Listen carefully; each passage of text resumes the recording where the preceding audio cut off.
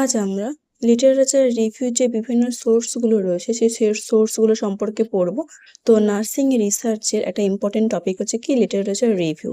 এবার এই literature review বলতে কি না, কোনো রিসার্চার যখন কোনো একটা প্রবলেমের উপর বেস করে রিসার্চ করতে যায়, তাহলে সেক্ষেত্রে কি করতে হয় না, ওই সেম টপিকের ওপর প্রিভিয়াসে কতগুলো রিসার্চ হয়েছে, সেই রিসার্চে কি কি ডাটা পেয়েছে বা কোন পপুলেশনের উপর তারা করেছিল, সেখান থেকে কি প্রবলেম ফেস করেছে, কি হাইপোথেসিস ছিল, এই সমস্ত জিনিসগুলোর ওপর কি করতে হয় না, তাকে লিটারেচার রিভিউ করতে হয়, মানে ওই জিনিসগুলোকে তাকে রিভিউ করতে হয়। সেখান থেকে কি করতে পারে না, ওই নিউ রিসার্চার ওই সেম টপিকের ওপর একটা আইডিয়া আসতে পারে যে সেখানে কি কি প্রবলেম ফেস হতে পারে, বা সেই প্রবলেমগুলোকে ওভারকাম করে কি করে ওই রিসার্চটাকে আরো গুড ওয়েতে রেজাল্ট দিতে পারবে, সেই জিনিসগুলো ওই রিসার্চের একটা আইডিয়া আসতে পারে।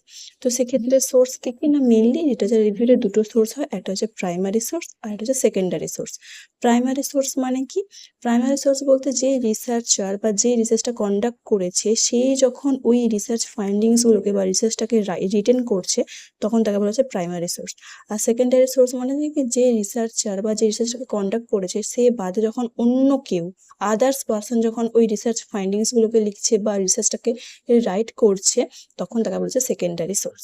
তাহলে সেক্ষেত্রে কি প্রাইমারি সোর্সটা হচ্ছে কি অরিজিনাল, যেহেতু ওই রিসার্চারটাই রিসার্চটাকে রিটেন করছেন, তাহলে সেক্ষেত্রে মিসকমিউনিকেশন বা ভুল ত্রুটি খুব কম হবে, এবং কি এটা পিয়ার রিভিউ দেয়, এটা হচ্ছে প্রাইমারি সোর্স। এর এক্সাম্পল কি হতে পারে না, ধরো কোনো নার্সিং রিসার্চ আর্টিকেলস, এটা প্রাইমারি সোর্সের এক্সাম্পল।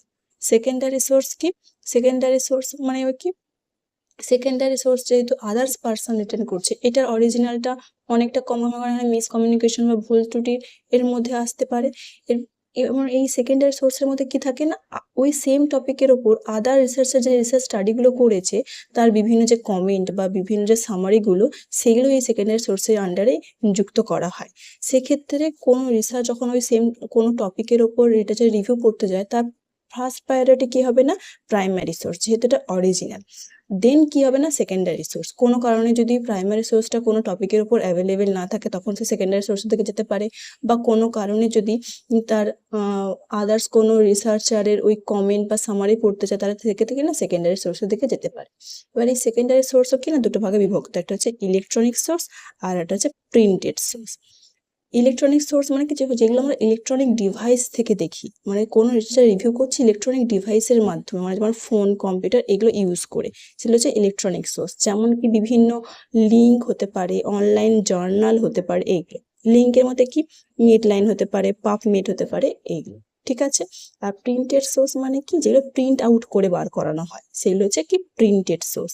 যেমন কি মানে যেগুলো আমি মানে সামনাসামনি দেখতে পাবো, ফোন বা ইলেকট্রনিক ডিভাইস ইউজ না করে যেগুলো প্রিন্ট আকারে বার করানো হয়েছে সেগুলো আমি সামনে দেখতে পাবো। যেমন কি হতে পারে না, জার্নাল হতে পারে, কোনো রিসার্চ বুকস হতে পারে, নিউজ পেপার হতে পারে, ম্যাগাজিন হতে পারে, রিসার্চ রিপোর্ট হতে পারে, কনফারেন্স পেপার হতে পারে, এগুলো হচ্ছে কি প্রিন্টেড সোর্স।